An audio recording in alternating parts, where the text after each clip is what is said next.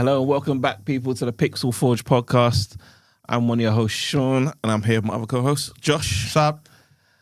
Whew, a lot coming up this week. There's a lot going on everywhere, isn't there? Yeah, there's a lot going on everywhere. As you know, this podcast, we talk about stuff from our businesses to world of gaming and the amazing world of Warhammer. Yeah, everything that indulges. There's so much going on this week. We have Gamescom coming up this week, so there's going to be a lot of stuff. Probably not a lot of stuff I'm talking about this week on that, because obviously next week is when everything kind of happens and unfolds. We would have seen so there'll be a lot more from me that next week on that stuff. But yeah, how's your week been? Busy.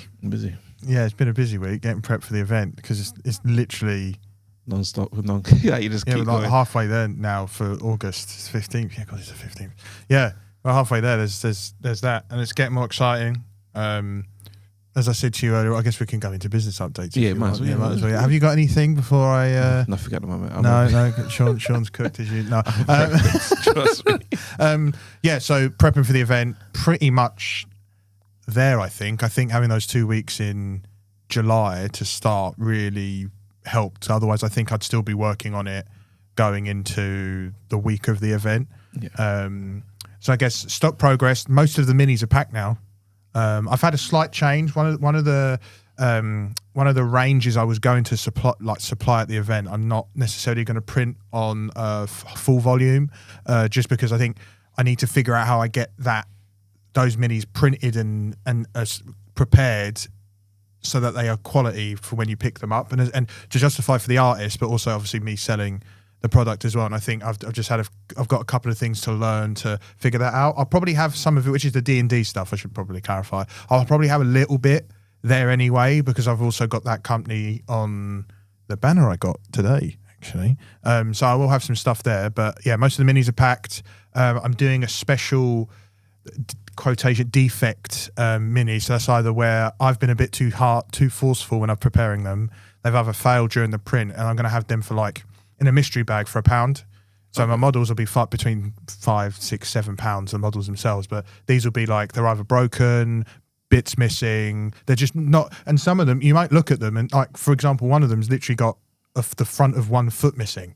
So otherwise it's perfect, but I'm not going to sell full price on it. Do you know what I mean? So there might be little defects or imperfections. It might be that the whole leg's missing, which some of them are.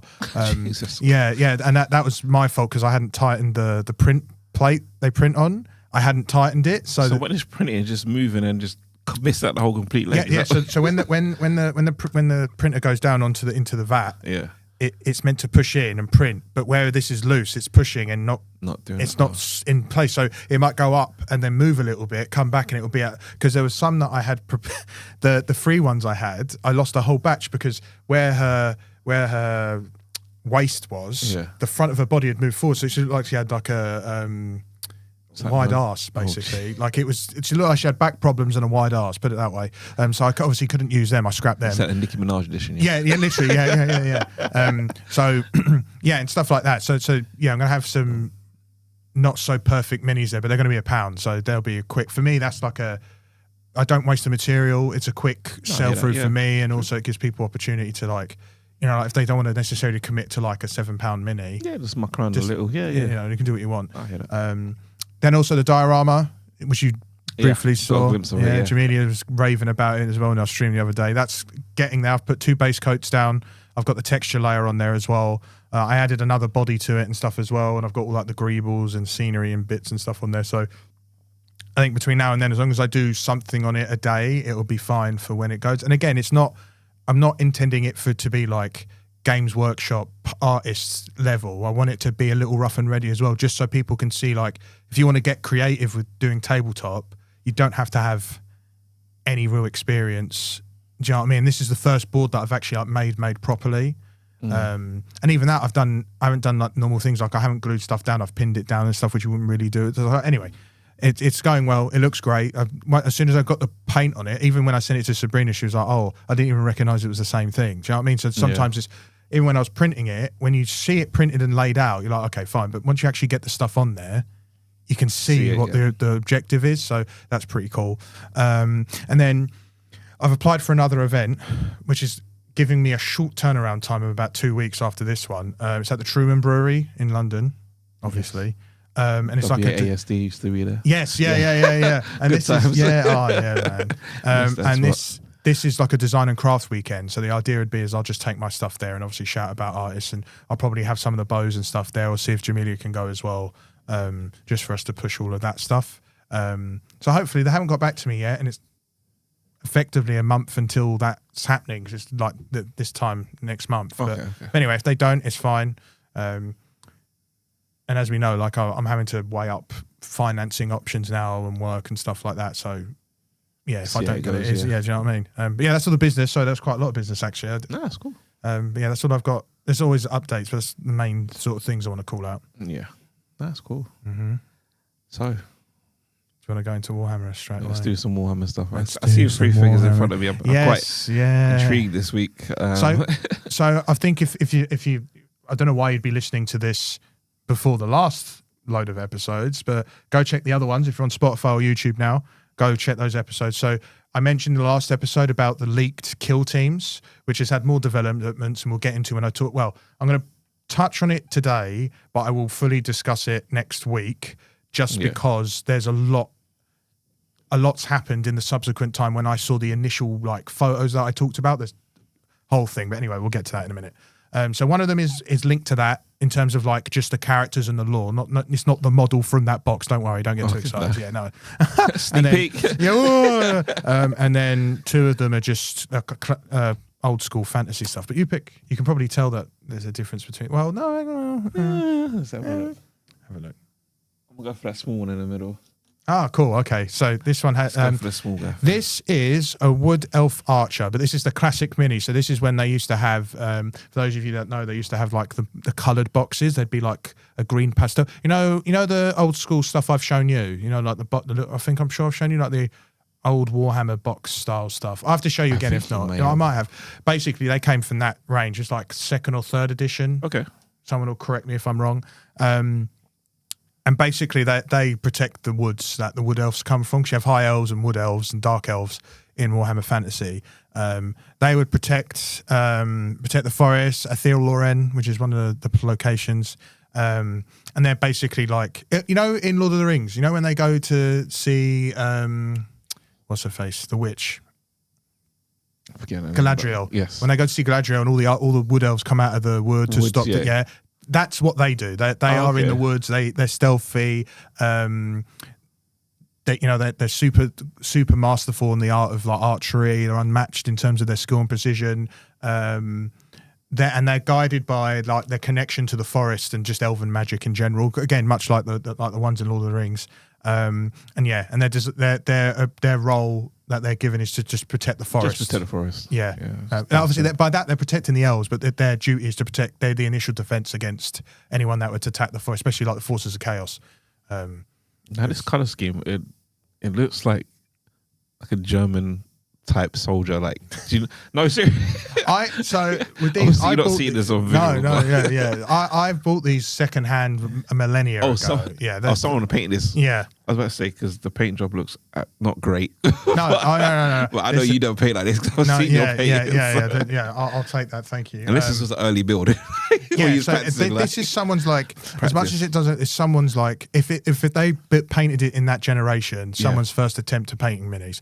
And again, depending on if you're a connoisseur or not, the paints were very much different when that edition was out to what we have now. We don't have such high detailed paint. I don't know if that's the right term, but like the paint now is really like quality. Do you know what I mean? Like the quality's just got better over time. Finer. Yeah.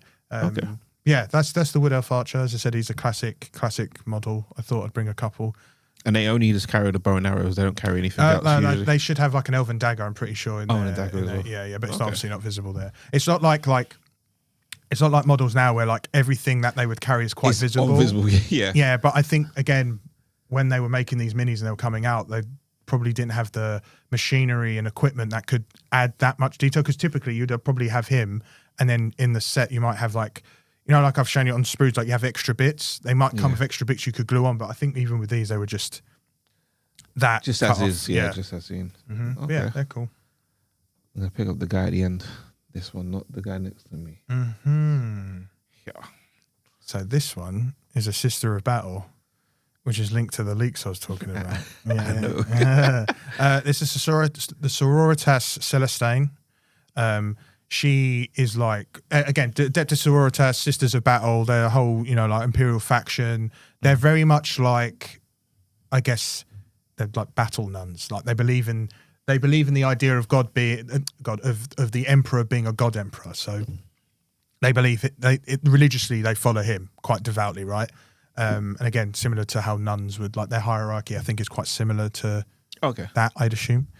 So these guys, these chaps even, are elite Sisters of Battle. They're top of their class. They usually serve as bodyguards for their canoness, which is kind of like their lieutenants within their hierarchy, like in Space Marines. So canoness is quite important. So if I was to spin this off of something, would it be like, say, like Black Panther, and then the women that are with him, like, is it like that? So, in that kind of sense, or am I just reaching too much? I mean, you're probably reaching a bit too far, to be fair. But they are bodyguard in that sense. But it's for their, again, the canoness. It wouldn't be like a king or anything else. It would be literally within their hierarchy. So yes, while you can probably compare it to that, I'd say that is quite a bit of a reach in terms of like, when you think of like the religious and cultural elements, I don't think they pair up too well. But I get what you mean. I could see why you'd make that comparison. It's quite fair. Yeah. So they're chosen for their unmatched faith. They have, they're full of zeal and their combat skill. And obviously, they're tested all the time because they're the top of their class. Their power armor, the armor they normally wear, it's not power armor. The power armor they normally wear is quite sacred, so it's almost like a relic type armor. They're not built like the guys. They're very light. They're not enhanced like I think Space like shoulders. Looks like they got shoulder pads, and that's about it really. And maybe a chest plate. Yeah, they're not as enhanced as Space Marines. They don't have any enhancements, but because they're powered by their faith and devotion to the saint who exists, Saint Celestine, but also the Emperor, because that whole kind of thing is protection of the Imperium and the Emperor and the Saint and stuff like that. But yeah, their equipment and weapons will be blessed, and all of that. So they almost get similar like equipment prep and treatment like Space Marines, but they just don't have the power armor behind it. So they're strong. They're really strong and tough section of the Imperium. Usually they would also take on vital missions for their canoness as well. So as much as they protect the bodyguard, they'll go and do like really important key missions as well. And to be honest, their devotion to the way of life and how they live is seen as like a symbol of the Emperor's will and how he would want things to be, like any religious sanct would probably expect. And they're also sometimes can be seen as martyrs in waiting because of their zeal and how devoted they are. They would typically be someone that would be put up as, not as a sacrifice, like just I'll throw it, but like you might give her a job and she probably won't come back. So she's, as I said, martyr in waiting. Like she'll go and do that and inspire the rest of her, I was going to say chapter, the rest of the sisters that are with her. Because there are different sancts of the Adeptus Sororitas. Kind of like, I can't remember the name, kind of like, like the Tudors and the War of the Roses, and you had all the different boroughs and stuff. It's kind of like that. They're all very familiar, and they've all got different roses that represent each sect of the sisters. But so she would inspire through being a martyr. But yeah, Sisters Battle, a really cool faction. They're kind of like third in terms of my faction. So I'll have Astra Militarum, my top faction, Space Marines, and then Sisters of Battle. I'm a very devout Imperium boy, obviously. Devoted to the cause. But Sisters of Battle is cool. And I think when they had Sisters of Battle and where they're around, as silly as it might sound, that they're a really good way for, I guess, to mix up who would typically get into the hobby. Because before you had the sisters, and even when you did have them in the older versions, like it was still quite a male-dominated game. Yeah. And I think with the sisters and the new models, it would introduce less men and more women, for example, into the game, and because of their relationship, because of the, what's the word, how they identify with the characters and Yeah. stuff like that. So Sisters Battle are great. They're a really good faction, and yeah, I like them. Yeah, cool. Last but not least, The last one. the Brentonian Knight. So I you just saw know, a horse, so I was like, yeah, I'll save that for last. yeah. So you know, last week, I'm pretty sure it was last week when I said to you there are Brentonian Knights. Oh yeah, because you know when I talked to the made to order stuff, the Brentonian foot soldiers and Yeah, stuff. you said, yeah. These are the knights. So these are the guys that are like top tier heraldry. And again, they're devoted to like their chivalry. You know, like it's that whole chivalry system, how noble they are. Lady of the Lake. So Brentonians look up to the Lady of the Lake as almost like a deity as well. And again, it's all about like the King Arthur relics, Yes, it's Holy Grails. It's giving a Sacred Knight's Grails. Tale right now. Yeah. And obviously they always seek glory, honor, and all that stuff. So when they go into battle, like they always have like, obviously this one isn't. When you see it, this one isn't painted up very knightishly, but you'll tend to have knights where they'll be painted up with all the heraldry. They might have banners with their house, you know, like the Game of Thrones. They'll have their house banners and stuff like that. What would in the other hand, like carrying it? Like, Yeah, they might even have it on the horse, or like someone behind it. But yeah, it's very much like Game of Thrones, where you'll have all the houses, and in Bretonia there's loads of them. So again, going back to like medieval times, you'd have like several hundred I say several hundred, you know, a lot of different houses that have knights. So yeah, it's as I said, very very Camelot, King Arthur type of stuff. Yeah. And I guess the one thing that's very like realistic, I guess they've pulled from medieval times, is as much as you see all the knights and the grandeur, there is still like with like the Empire, anyone obviously they on the outset they look really holy and you know all of that, but actually there's a harsh reality, like people are poor that are underneath Oh yeah, all of this stuff. Like, is. yeah, so and I think because Bretonia is such a heraldry Camelot type of thing, that their society, lower sector of their society is quite more prolific. Like the Empire is in Old World, the Empire, you know, it's doomed. It's like your typical medieval thing, like you know what I mean? It's just standard medieval, but with this, because there's so much honor, I guess, to the knights, that their lower class stuff is quite prolific as well. But yeah, that's Bretonia. Bretonia is really cool. As I said, Lady of the Lake, all of that mysticism and stuff that you like about Camelot. So if you're into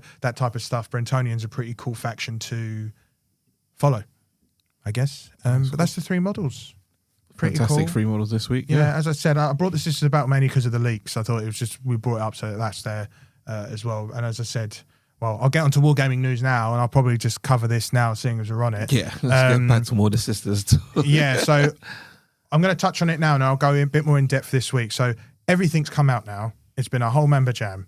I saw the initial pictures. I saw, I guess a week ago now. Yeah, a week ago now. And then Chris, I was talking to Chris, and Chris was sending me some stuff where he'd seen it because he's been busy. And he showed me more pictures and actual full pictures of the book that I'd seen snippets of with artwork that had models in it, like clear as day. Yeah. So it was all but confirmed. Now, again, I'm going to divulge what that stuff was: the Sisters, Necrons, and the Raptors, the Chaos stuff. Yeah, you remember, yeah. I'll go into that next week. And even though it's going to be a week later, I think it's important that I cover that completely and educate you in that sense on the leaks and stuff. But basically, that stuff's a year off. It's not till next year. It's a really, really big mess up on someone at GW. But usually, does it come out like beginning of the year or like mid? Like, if they show stuff, it's usually a few months. Maybe like March time. Yeah, this would have been like an Adepticon, or, you know, when we've seen the Summer Games preview and stuff, you know, like that. That would have been something they would have announced it at then. Why didn't they? Someone leaked it. They had no choice. This is insane. So I think, again, we'll talk about it more next week, but I think on one side, we'll talk about elements of like why it's deliberate. We'll talk about elements of why I think it was also a bit of a cock up. And then we'll just kind of talk about the models and some of the changes that look like are coming, because this is going to be the end of the story arc of the current version of Kill Team. Yeah. So, yeah, we'll talk about that more in depth next week. So I've got a couple of bits I wanted to sort of highlight some stuff about, so we can get on talking about the old Battlefield 6 again. Do you know what I mean? Oof. Excited. So, jeez. Okay, without further ado, so I'm going to cover the couple of smaller tidbits, and then the Terminus Decree. Do you remember what we talked about last week? Terminus Decree, about the law changes with the Emperor and stuff. I briefly mentioned it in the last episode. You might have forgotten. So much. Yeah, because we covered Battlefield. Anyway, Yeah. so two things. So the Captain Centos model, the one that I said was coming out the 9th of August, it was like the one I was going to pick up, but it was just a general captain. Oh, yeah. It's the store anniversary. Yeah. GW have teased that it might return. As in, it's not going to be as limited as one would have thought, where So it's it's only just going to be in the a stores. general release, like normal. Potentially. This was covered by Spiky Bits, and I didn't go fully into their article because I think just knowing it's going to come back is enough. And even when I read the article, they only touched on the fact that it's been teased by GW. They didn't necessarily have this conclusive like blob of text. So just know that he's potentially coming back. I might pick him up that time round. I think it was just where I was at and what I was doing on that day. It was a bit much for me to go get him. So I'll probably pick him up when he comes back. But that's just, I thought it'd be good to know that he's potentially going to come back anyway. Dawn of War Definitive Edition's out now. After the Scream palaver, yeah. Which really, when we look back to back, when we watched them back, watched them both. I get it, but it's not that deep. It wasn't even that serious. Yeah. As I said when I was watching it, like for me, I'm new to that game. I wouldn't even have known. It doesn't bother me as long as the game plays well and stuff like that. I'm not fussed about trailers because trailers do everything. There's so many different trailers out there that land. Just make up stuff anyway. It doesn't matter. Like, and that's the trouble with stuff like that is obviously they've done a new one to get new players in, and I guess forgetting, but also not needing to think about the old players because, like for me, I'm picking it up regardless of what a trailer's going to have or not have in it. So I think I get why people are upset, but I also think, calm down a little bit, please, because the way these reactions sometimes are what closes studios and games down because of people having crazy reactions to stuff. So just next time, calm and collective. Exactly. You'll get in the game. It's coming out. You're going to play it. Do you know what I mean? So, and in fact, if anything, you've taken the job away from some YouTuber who would have probably done it anyway. Exactly. So there we are. It's out now. It's £29.99, £30 But if you already own it, they said you get a discount. So you actually get 30% off for owning it already, which I think isn't as high as I think it should have been.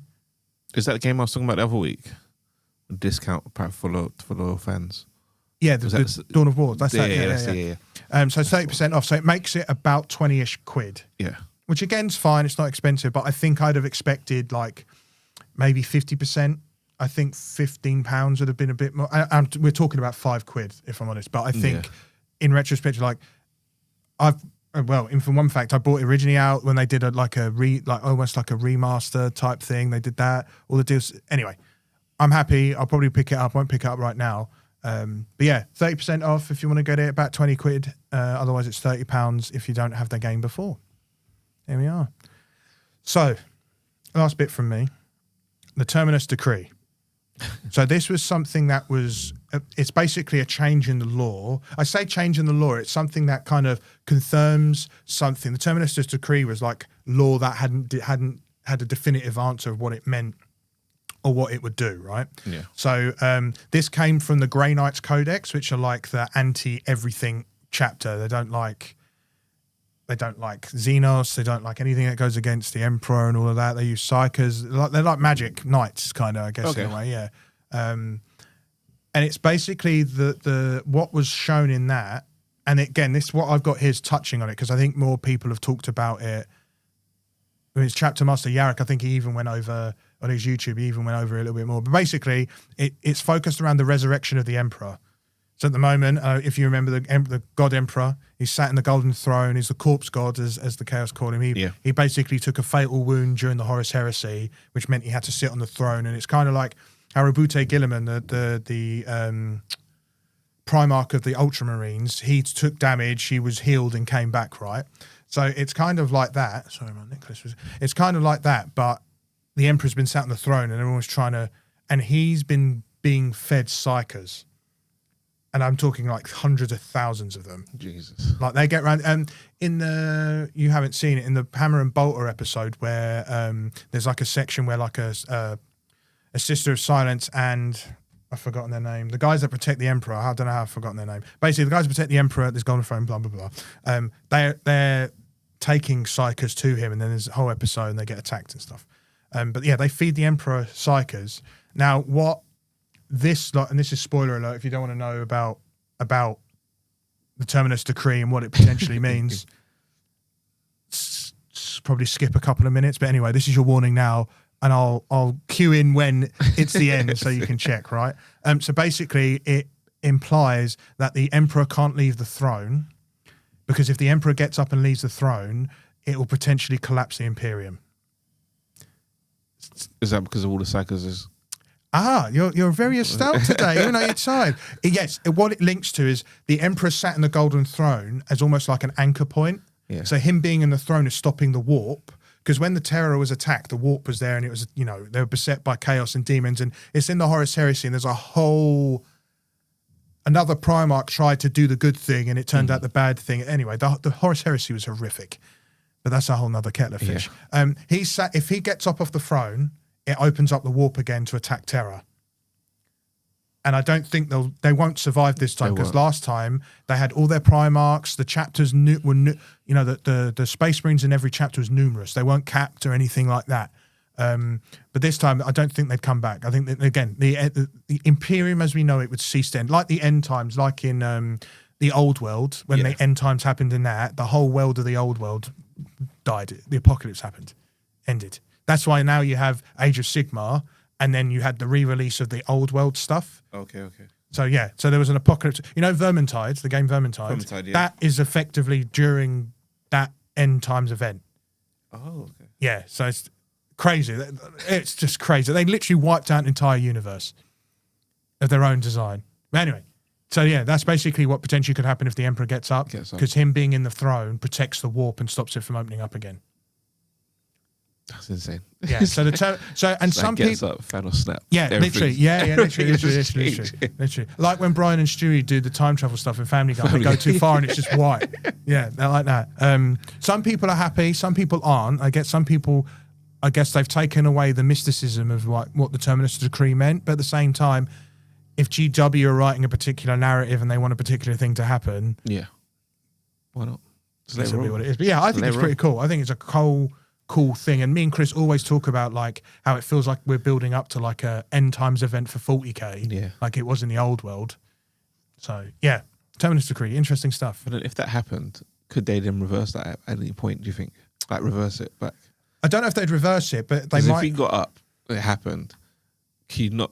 Obviously, it sounds silly as it is. Can you not just sit back down and close portals or whatever happens and try and? You're asking a very open-ended question. There's a lot. I'm going to keep it brief. Also, that's the end of the spoilers, I guess, because I'm going to just talk about the foot. Yeah, that's the end of the spoilers. End of the spoilers. End of the spoilers. I did it 33 and 36. So it's 3 minutes of stuff. So good luck to you, because I'm telling you after the fact. So basically, there's a lot of stuff in 40k that's all wibbly wobbly, timey wimey stuff, as a doctor would say, and different factions affect that in different ways. And one thing I'll tell you, which relates to like the preservation of people in existence. Like the Collector in Guardians of the Galaxy? Yes. There's a Necron that does exactly the same thing. Oh, is it? Sick. To the point where, and I'll tell you this because this is one of my favourite events in Warhammer, you have Cadia, which is where the bulk of Astra Militarum military used to come from, the Cadian Shock Trooper, right? The main line, they were born and bred to fight. And their planet was the last protection against the Eye of Terror, which is like the warp, I was telling you about the hell, right? And basically the planet falls. They get a whole lot of stuff happens by Abaddon the Despoiler, right? And he invades, wipes out Cadia. That's a whole thing. The Eye of Terror opens up, splits the universe in half. That's why if you look at one of the maps, the Eye of Terror cuts it in half. Like it was a really big event, prolific. One of the people that defended it was Creed, and he's a really cool Astra Militarum character, right? Like he's like a Churchill. He's like Winston Churchill in the universe, right? So you can imagine how cool, right? Basically, at the end of the book, it's implied that he dies. And everybody that was last stand of defense of Cadia, everybody gets killed. Well, he might have not died. And I can't remember the Necron's name. It's quite he has Creed suspended in a museum. What? Just like the Collector in Guardians of the Galaxy, he's got Creed there. He's got all sorts of people there. He's got all sorts of people, items, everything. So he's almost like he could probably make craziness happen in the universe. Like there's even like some of the animation on Warhammer Plus and stuff like that. Like you see snippets of this place, and you see how he's got stuff there that could really change the face of everything. Okay, do you know what I mean? So if this guy was to stand up, open this portal, he could then this guy could resurrect your guy. No, but he's alive because he's got him in a museum. Like, he could just just bring him back. him. He's like, yeah, there you go. Yeah. And then make him go fight whatever's. Yeah, if we wanted to, yeah. He's a collector of like key people in antiquities, and I think it's probably going to happen. I feel like there's like a more massive event coming, like with that. Definitely, situation. I definitely think he'll have some involvement in the end. If there's an end times 40k, he'll have some involvement. Yeah. Yes, cool stuff. Very cool. It's crazy. They should make a movie or something. Well, Henry Cavill's doing some Amazon stuff, isn't he? So here it comes. We'll see. But yes, that's it for Wargaming this week. Tabletop, as I said, we'll cover the leaks. I'll probably make that the bulk of my news next week, because I'll cover all the leaks and stuff and talk about it a little bit more in depth. But yeah. I'm interested now. I actually want to know like what's going to happen with this. There's what I'll say later on. There's 4 books for the Horus Heresy. There's 4 books you can read for the story stuff. And to be fair, even with the leak, I say that even with the leaks next week, some of that might pertain to like end timey type stuff. But anyway, it'll be interesting. All right. Yes. All right. We're gonna get into some gaming news now, people. Jesus, exciting Warhammer stuff. But now, on to some gaming. Yes. As I said, there's a lot happening this week. Obviously, got Gamescom happening about 3 days after this recording, 3 or 4 days after this recording. So there's a lot happening. So next week you'll probably hear a lot more of what's happening from that, and I'll share what our tidbits are and our favorite parts of the event and whatnot. Because we're gonna have obviously the opening night live. You're gonna have the days on the show floor with like Xbox and everything going around as well. So there's gonna be a lot of stuff happening. So yeah, I'm excited for that. Yeah, it's gonna be good. Quick question. I know I didn't do this last week, but I know obviously the main thing. What else have you been playing this week? Battlefield 6, isn't it? Yeah. What else have I been playing? I haven't really played much, if I'm honest. Even last week, like Ready or Not, I got that for my birthday. So Ready or Not, the RoboCop game, the expansion, which is a bit of a, anyway. RoboCop 1, obviously Battlefield 6, Battlefield 2042. There you go. Jeez Louise. Battlefield 5, jeez Louise. Cooked. Yeah, it's a whole host of stuff. It's been, to be honest, it's been nice. I haven't played any Destiny to me. I've been so focused on Battlefield. That's true, we haven't touched it. No, we haven't. I mean, and even like, because the Solstice events, this is the last week for it. I don't know. I think maybe I've done this, but I think maybe I burnt myself so much on the weapons week that having 2 weeks of another event, I was like, and also like, anyway, some of the stuff I'm just not bothered about. Anyway, yeah. But it's been nice playing Battlefield. We've been playing quite consecutively, which has been nice. Yeah, I mean, the Battlefield nostalgia has come back full circle. Like it's been insane.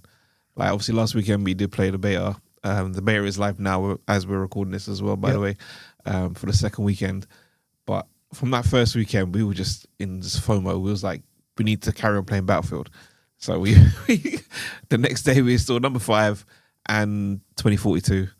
Number 5 was a bit of a flop, which is a shame because I was ready for it. But yeah, I was ready for that one more, to be honest with you as well. One team deathmatch match that took about half hour to get people in, and then we joined. We almost had a game of Conquest, until it was like we were full. Like we had the minimum, the other team had one off the minimum, and then they all started. They started dropping off. Yeah, that's it.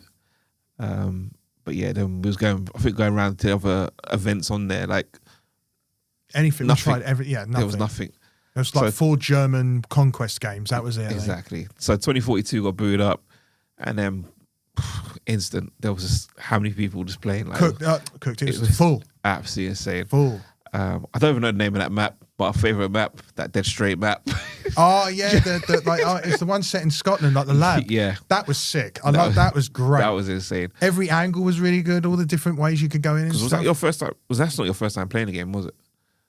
No, that was my first time playing this game. Like I've never played it. That's good. To be fair, you could treat it like the first time because I don't remember playing it before. Okay, so playing that map for the first time, doing that was.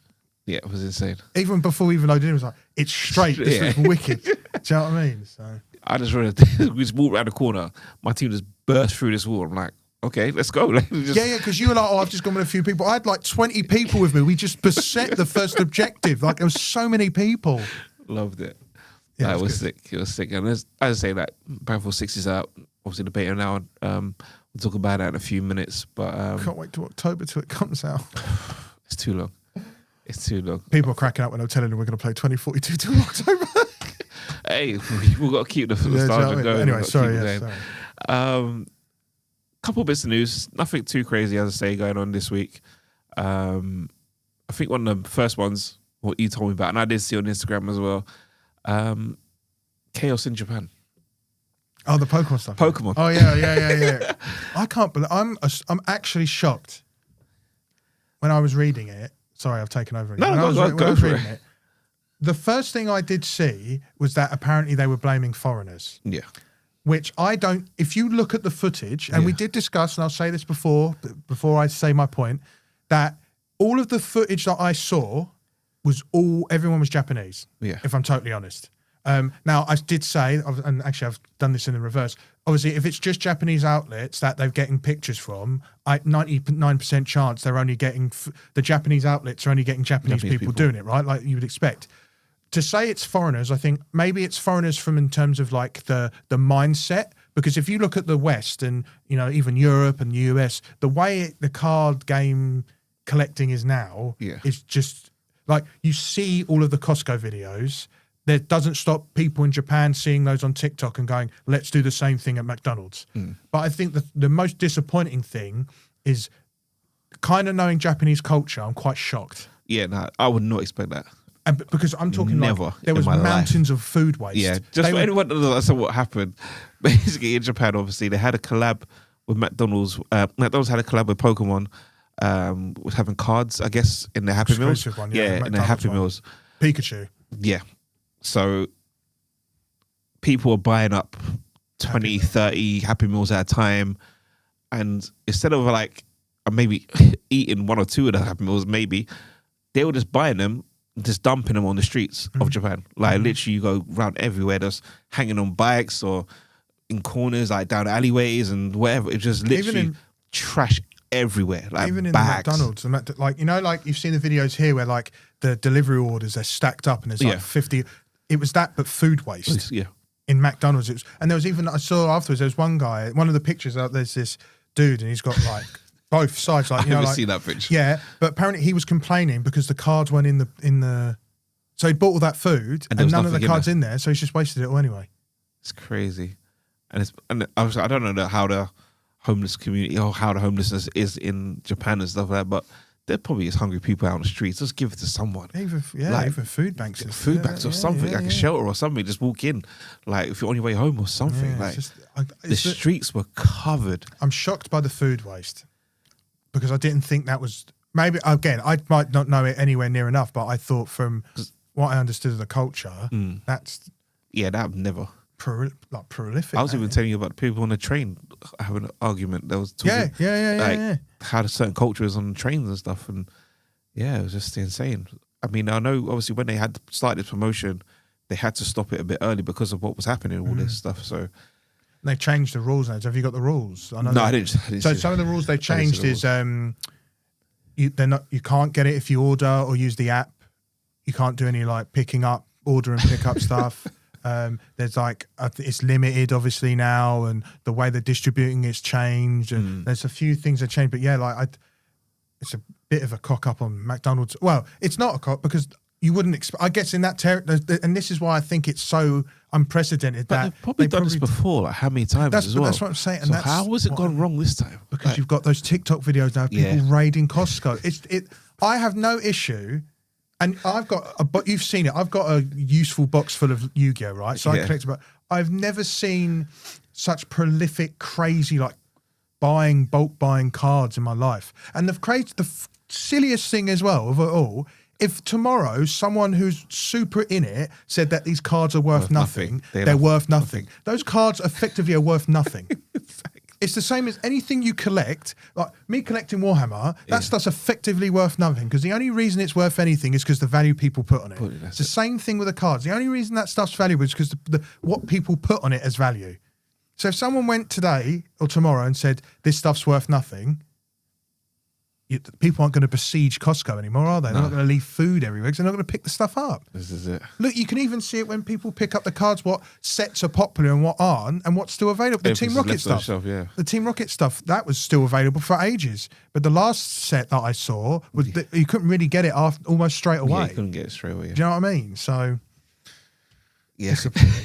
It's crazy. Sorry, it's just winds me up. That stuff winds me up. Craziness out there. On to the next bit. We have, what can I tell you? PUBG. I'm not sure if you've heard about this. Yeah, obviously they're stopping the support on the last gen consoles, so Xbox and like PS4, the older consoles. They're stopping the support of the game from November 13th. So it'll only be now on. From then, it will be just on PS5 and Xbox Series consoles only.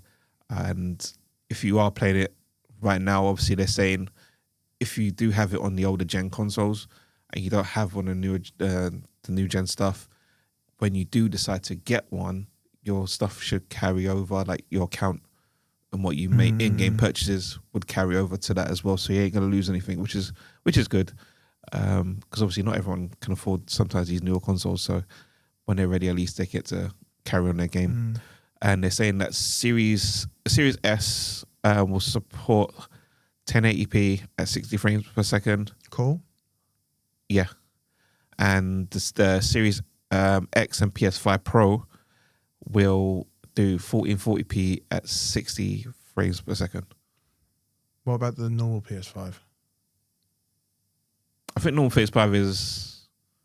It never said normal PS5, you know. I think normal PS5 is the 30 frames, the 1440p 30 frames per second. As well? Yeah.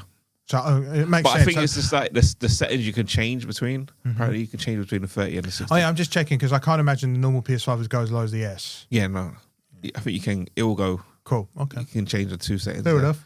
But did you play PUBG at all? I played a little bit when it was first came out. I played it a hell of a lot. Yeah. I used to play it like almost daily. Yeah, my friend always used to try to get me on it. I was like, I never got any wins. I got a few wins here and there. I think with PUBG at the time, I was only playing it from the social perspective with the group of us that were playing at the time. I think outside of that, it was the most unoptimized pile of trash ever. Because that just came up before Fortnite, isn't it? That was before Fortnite. Yeah, PUBG's like the granddaddy of all that stuff. Yeah, PUBG was one of the pioneers of that. I know it did esports as well. I'm not sure we're still doing esports, but... They even had the mobile as well. They have mobile PUBG the mobile game, yeah.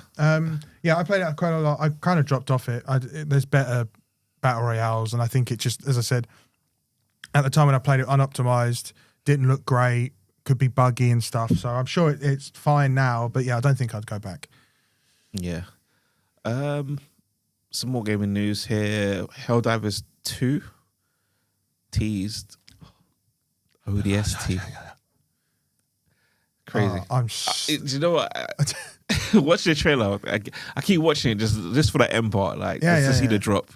Obviously. I'm sure I sent it to you, didn't I? Yeah, I think you did send it. Yeah, did you send it to me? Yeah. At any rate, before I sent it to anyone, I was watching it. I was like, where the Christ are the ODST? This whole thing is like, yeah, the ODST, like it was a news article, it was like ODST, blah, blah, blah. I watched the whole thing. And literally, just as I was about to turn off, because that was the end bit, the sax music starts. That's it. And I was like, no. And then you see, like, obviously the Helldiver drop pod coming. I was like, I can't believe it. They've done it. They've actually bloody gone and done it, which is great. I'm happy. No, I'm happy. I'm excited. It'll be the only thing I'll buy on that game skin-wise, I think. Maybe, I say maybe the Hellgar stuff, because that stuff's pretty cool as well. But I think I'll just have that, to be honest with you. Yeah, that's what I'm saying. I think if all else, because I'm going to get I've got the big edition, but I think if all else fails, I will literally only get the ODST. That'll be it. Because it's going to have, it's going to have the cape, it's going to have the armor, the drop pod, the guns are going to do. God, if they have the SMG from ODST, the pistol, the Magnum from ODST. The SMG, that's going to be the wildest. Imagine if the assault rifle, the Halo, and it's the Halo 3 one as well. Yeah, the Halo 3. We're cooking, boys. It's going to be crazy. I'm ready for it. I'm excited. I'm really happy that's happened. I think it's a positive trend.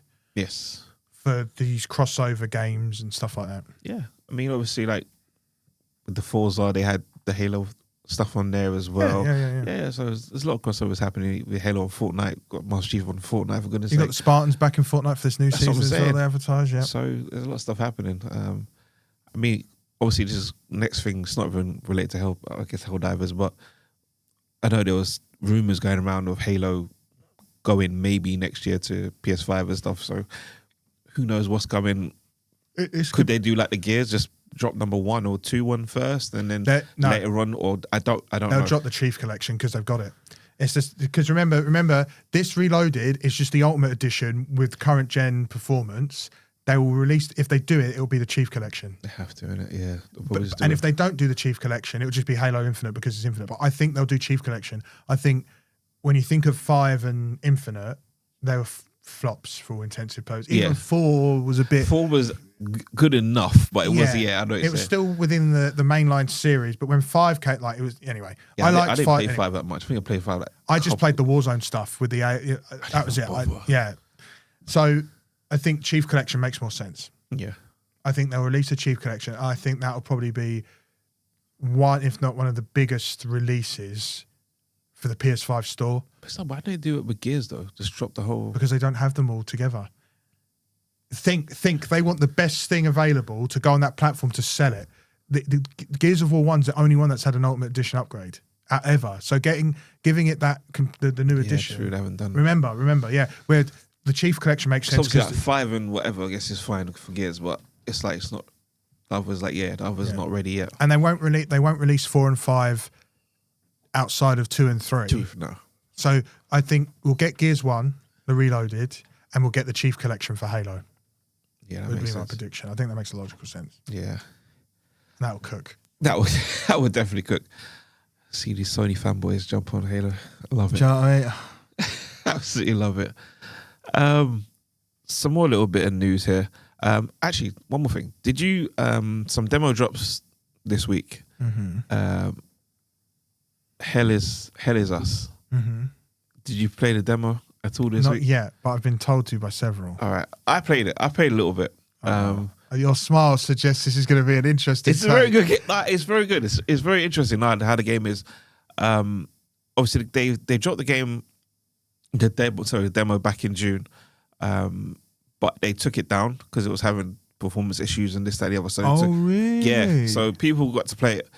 I think it was on PC mostly anyway, but they got to play it. But then they removed it because it was having issues and this, that, the other. So now they brought it back now. So now it's first time again, like it's on Xbox and PlayStation 5. It is on Xbox because I've only seen PlayStation adverts. So, but the demo will disappear on the 28th of August. Oh. Christ. So if you're going to play it... I'll download it when we get back. Yeah, play it now. Fine. Yeah, because I only thought it was on PlayStation because I've only seen it advertised for it. That's why I didn't bother. But if it's on both... Yeah, it's on both. It's a very good game. Honestly, like, I was shocked how good and immersive the gameplay is. Like, 'cause, like you start off... I'm just not going to try and spoil it, but you start off just like in a woods. I've watched Jamelia's gameplay of it, so at least I do, but I know what you're talking about. But there's no maps, there's no guide or anything. You've just got to follow your own path and figure out what to do. Like it's crazy, but yeah, I got to the part when I've got the weapons now, and I'm doing the combos, and it's fun. Like it's fun. Okay. But I'm still getting lost on certain parts. I'll download it when we get back because I did want to try it. No, definitely try it. You'll enjoy it. You'll enjoy it. Okay. My last 2 little tidbits I have. I'll say 3 actually. My last 2 little bits here anyway. Still gaming, but we're going into the world of TV now. Far Cry. Oh. Far Cry TV show has been announced. Yeah. There's a Far Cry series. Amazon? No, you'd be surprised. Basically, this is coming from, reported by Vicky Blake from Eurogamer. So the TV show based on Ubisoft's Far Cry franchise is allegedly in development at FX. Oh, God. Confirmation came from via a leak, apparently not from Ubisoft itself, which they posted on their own website. Basically, the leak posted on their own website, but then when people clicked on it, it went back to another main page. Like they tried to take it down quickly, so they leaked it by accident and took it down. But it said it's thought the show will be an anthology drama where each season will be set in a new world with different cast of characters following the video game franchise signature standalone storytelling format. So maybe they're just picking, certain characters and.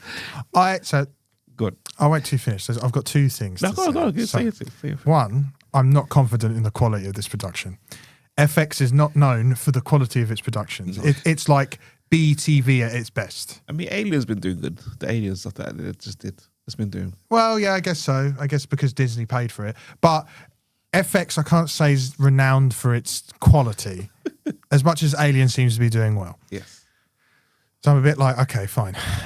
But so on the flip side of it, if they do it, I think one of the things they will do is they'll probably do Vass, Pagan Min, and Joseph, the father. Yeah. I think his name's Joseph. The father, basically. They'll do those three. Maybe the new one, Sixes. I can't remember his name, the protagonist. Maybe do those.